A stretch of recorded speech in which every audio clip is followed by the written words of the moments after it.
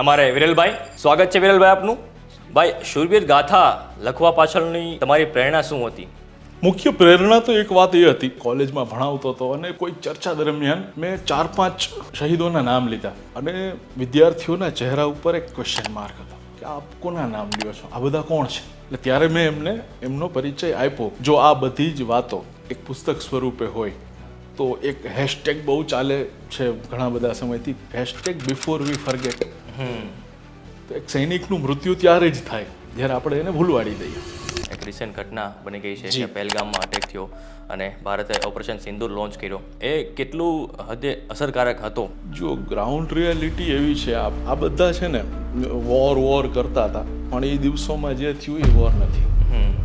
એ એક પ્રકારની surgical strike છે.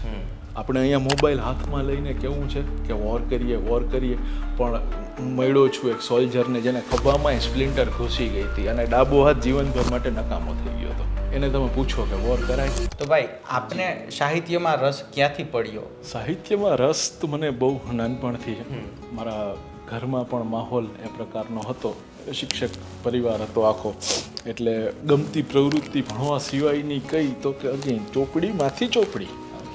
એટલે એ વાંચવાની પ્રક્રિયા આખી નાનપણથી જ બધી શરૂ હતી.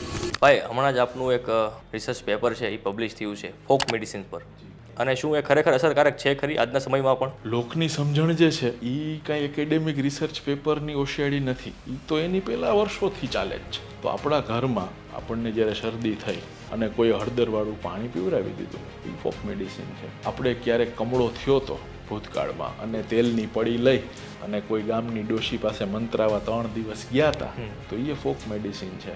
ત્યાંથી લઈ અને એની ખરાબ બાજુઓ જે આપણે છાપામાં અગેન વારંવાર વાંચીએ છીએ કે ડામ દેતા મૃત્યુ થયું ને આમ કર્યું, કમળ પૂજા કરી નાખીને મારી નાખ્યા, બલી ચડાવી દીધી, આ બધું જ ફોક મેડિસિનનો ભાગ છે. આપ એક સારા કુક પણ છો, તો આ કલિનરી સ્કિલ છે એ કેવી રીતે આપનામાં વિકસી? સારો કુક તો તું કેશ ને બધાય માની લે, ખાય તે ખબર પડે. કલિનરી સ્કિલ્સની જ્યાં સુધી વાત છે, મારા નાના જે હતા સિમેન્ટ ફેક્ટરીમાં બોઇલર સુપરવાઇઝર હતા અને એ ઉપરાંત એ રસોડા પણ કરતા. તો એમને જોઈને મને ક્યાંક મજા આવતી કે આ બહુ ઇન્ટરેસ્ટિંગ પ્રવૃત્તિ છે આ. ભાઈ, શૂરવીર ગાથામાંથી એકાદ બે છંદ તમને ગમતા હોય એની યાદી કરાવો તો ખૂબ ગમશે.